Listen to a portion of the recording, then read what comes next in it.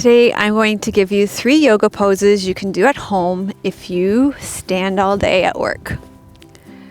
Hello and welcome to Living Your Yoga. I'm Melissa, and today I have a question from Jennifer from our membership community, and she wants to know some advice for standing all day. She says, "Hi Melissa, I was just wondering if you had suggestions for a yoga practice for days when you are on your feet all day, where your back is tightened up and muscles are sore from walking and standing too much.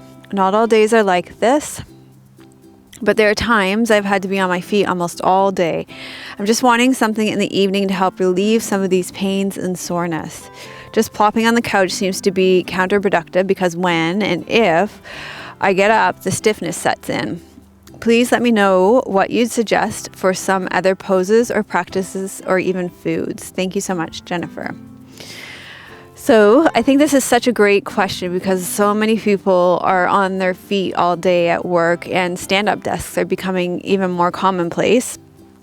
Standing for long periods of time can cause fatigue, swelling in your ankles and legs. You can also experience pain and discomfort in your feet, shins, calves, knees, thighs, hips, and lower back.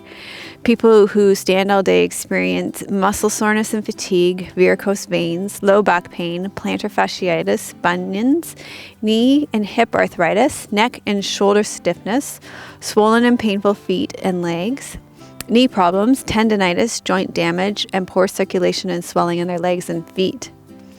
So, in fact, one of the most watched blog posts that we have next to our constipation blog post is which I need to do some more constipation blog posts, but that's for another day, is the blog post that we have on standing all day. And so it's more than time for me to do an update on it, because actually a lot's changed in the field of yoga and movement and exercise since I first did that post. So I'm really happy we're doing another one.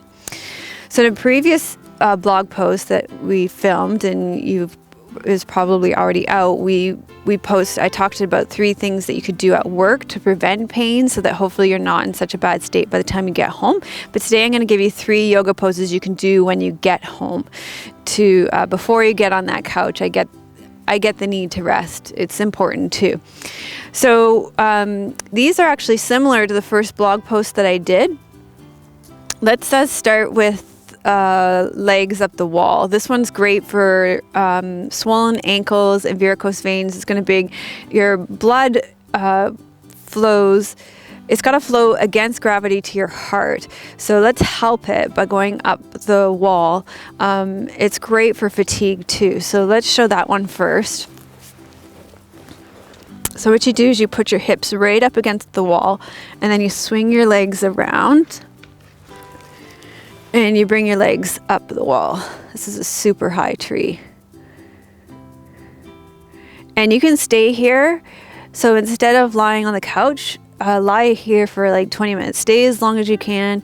If your feet start to get numb, you can always bend your knees and place your feet up the wall like that. But 20 minutes here, there would be nothing wrong with staying 20 minutes here, especially if you've been on your feet all day. Okay, so that's my first tip. For my second one, I'm going to turn my mat. Oh, you moved. That's wonderful. Okay, that works. Then I don't have to move my mat. The second one is knee to chest pose. And I'm going to take off my shoes because for the next one, you're going to need to see this without my shoes. Okay, this one, knee to chest pose. If you have any knee problems, it's really important you hold on behind your knees. Knee to chest pose. This is great for your low back. Also great for your joints, your knee joint and your hip joint. Let's make it good for your ankle joint too by adding ankle circles. Okay, so that's a good one for your back. You could even get into doing some circles this way and just some back and forth like this as well. Okay, so that's going to be good. So you're going to do that on both sides. Sped up version. Do. Okay, then the next thing I'm going to show you is a keyhole stretch. So these are somewhat similar to the original blog post with little add-ons. You're going to draw your knees into your chest like this with a crossover, but you're going to add in a foot massage here. So don't underestimate a foot massage. Yeah, really important. So do that on both sides. Spend more time than I'm showing you sped up versions here for the sake of a blog post. But spend way more time than I'm spending. Okay? So those are my 3 yoga poses that you could do when I'm going to stand up so that lighting is not so weird. Whoops, I forgot my mic. Okay, there we go. Hopefully this blog post isn't too disastrous. Okay, now the thing that's changed most since that last blog post came out is the new research around fascia and connective tissue, which is basically the same thing, 2 words for the same thing. And since that time, there have been a lot of props that have come into the exercise, fitness industry, yoga, Pilates industry. So the ones that we're using in our membership community are a soft squash ball, a soft foam roller. We're using a slow-mo ball too. We're using those ones because they're most accessible, and also I think they are the ones that are least likely to damage your connective tissue. So those are the ones that I'm using, and that's the reasons why. So in our membership community, I have a 4-week connective tissue playlist. So where I take you through different classes over a 4-week plan where you're going to work the bottoms of your feet. You're going to do things for your low back. You're going to do things for your hamstrings and your calves. And that would be amazing if you stand on your feet all day. So there's that, and then I linked to a class in there. There's a hamstring rescue class. There's a knee to chest pose class that also involve those connective tissue props that will just be amazing. There's also a hips and hamstrings class that would be amazing. Any of our hippie shorts class would be amazing. Happy hips, and any of our back classes would be amazing. But those are the main ones that I thought would be great. So those are all part of our membership community, and I think those would be amazing.